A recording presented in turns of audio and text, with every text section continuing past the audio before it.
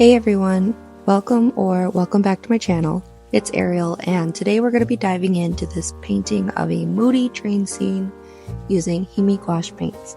A small disclaimer, this is not going to be a strict step-by-step tutorial. It's more about sharing my process, giving you some insight into why I make certain choices while I paint, and offering you some tips along the way.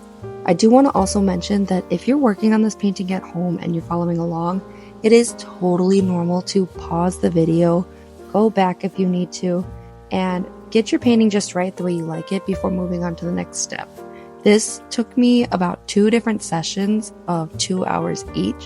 I was interrupted a couple times by naps being cut short, but my point was saying that is this 15-minute video makes it feel like this painting took a lot less time than it did, and it didn't. It took me about 4 hours. So if you feel like you're not keeping up, give yourself some grace, pause the video, take as much time as you need. And it's really just about experimenting and finding what resonates with you. You don't have to make your painting look exactly like mine, but just kind of use it as a guide. While you're welcome to recreate the scene, remember to let your intuition guide you and make it your own. That's really where the fun of creating comes in anyways. Okay, so moving on to the painting and what we've seen so far, I started with just a really watery wash of that earth yellow color to make an underpainting. I know that the paper's already toned, but it's kind of just a habit for me to use an underpainting and get one solid color before I start adding on the layers of my colors. Then I went in with stone blue, which again I did with a very thin layer, and I just blocked in the sky color. And you want to make sure you're working from thin layers to thicker layers of paint when you're working with gouache.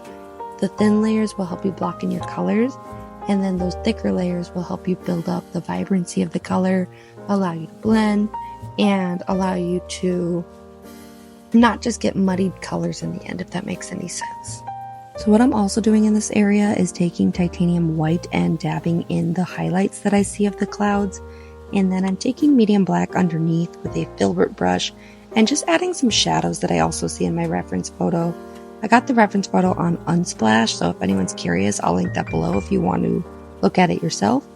But that filbert brush I kind of used to blend that medium black color into the stone blue and have it kind of fade and wisp away. Next, I'm going in with 2 darker green colors, and again, I'm blocking in the shadows of the tree area and the tree line along the train tracks.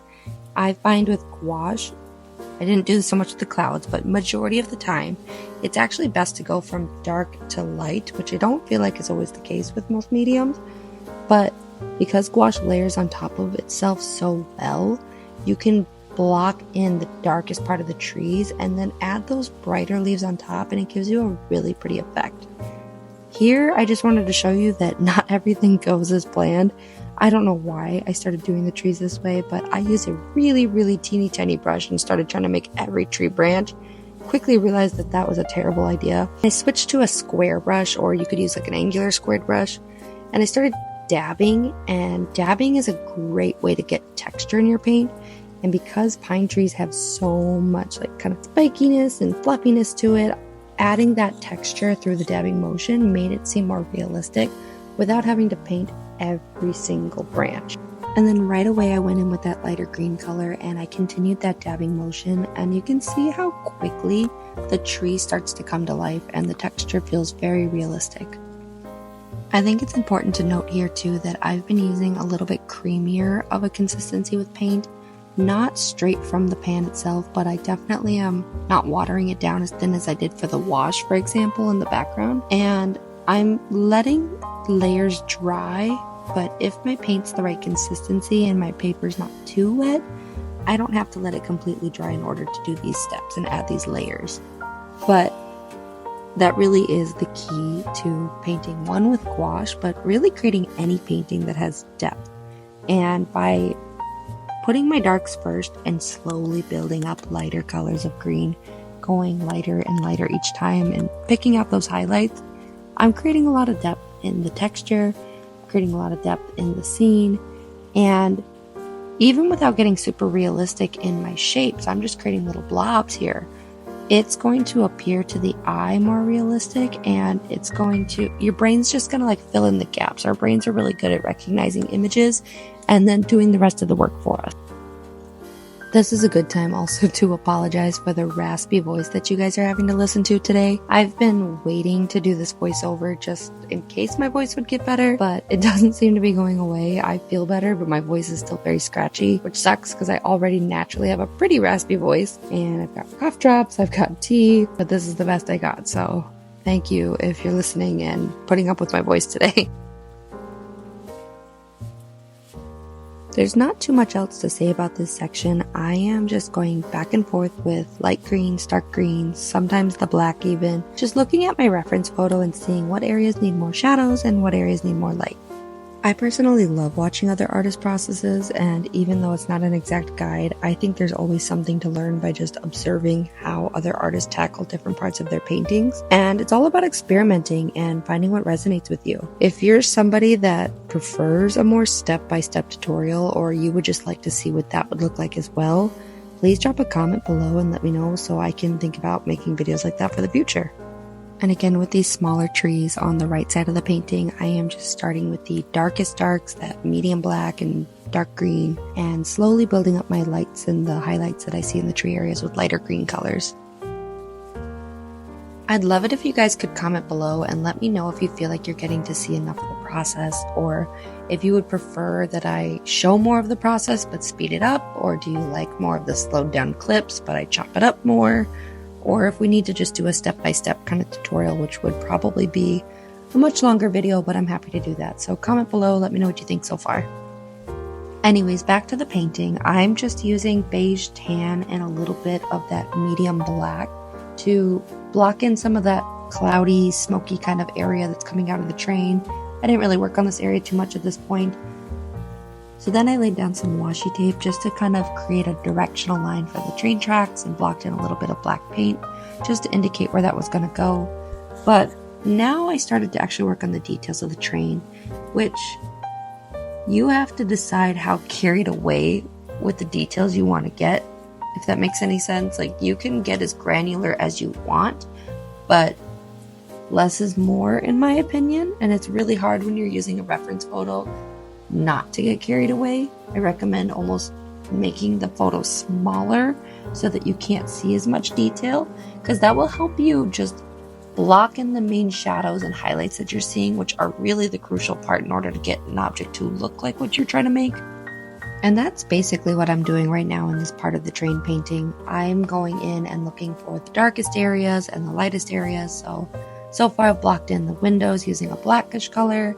I used a greenish color to block in the carts of the train, and I don't believe the train is actually green. I think it's black based on the front part of it.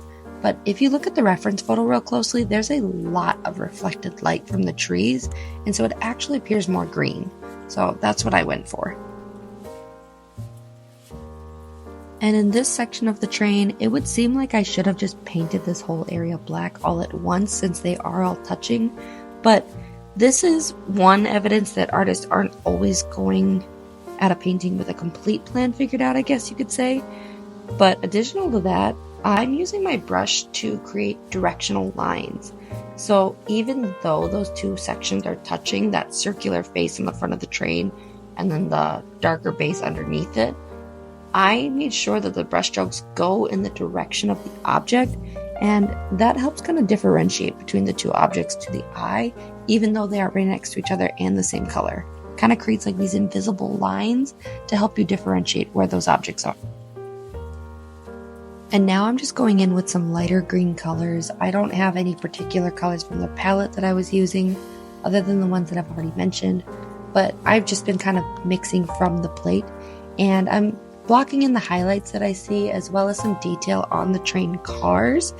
And I'm constantly checking my reference photo to basically give me directions. I think of it like I'm following a recipe, and I would not have the audacity to assume that I know what comes next in the recipe. If I painted lots and lots of trains, then yeah, sure. But because this is actually the first train I've ever made, I'm not going to assume anything. And that is one of the biggest pieces of advice that I could give an artist or someone who's just starting out, is don't assume you know what something looks like, because more times than not, you're probably wrong. And just constantly refer to your reference photos. It's not cheating, it's studying, and that's how you learn. I think that's why I personally like these kinds of videos and they're not done in the sped up format, because even though it's still very chopped up, you can't see the full 4 hours that I spent on this painting. You can see how slowly I'm moving through the painting, and sometimes when I pause to take a look at what I'm doing, you can see that I'm analyzing, and that's when I'm probably glancing at my reference photo before laying any paint down on the painting.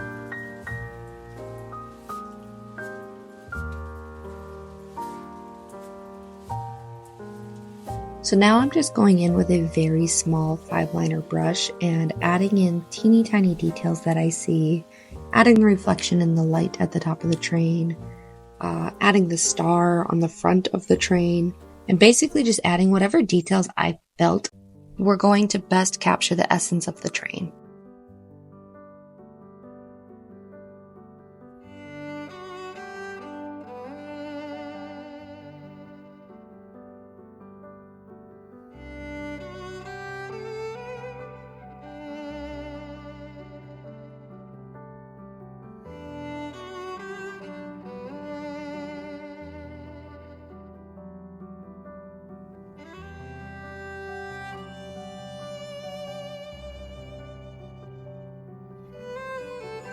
This particular detail I thought was a lot of fun to paint, and it was the railing on the front of the train. And my recommendation for this particular kind of details that you're adding to your paintings, that you get like a very creamy, buttery consistency with your paint. You don't want it super watery because then it's going to appear translucent, but you also don't want it to be straight out of the pans because it might be too thick. And if it's too thick, your brush is going to drag and you're not going to get those really smooth, creamy lines, and your brush is not going to glide across the paper as nicely. On the other hand, in this section, I basically went with paint that wasn't as creamy. It was basically straight out of the pan because I wanted a little more texture in the panels that were going across the train tracks. And so I used that roughness to my advantage to almost make it look like a wood grain and let the brush kind of skip in some areas, let the paint not totally fill in that area, and I used that to my advantage.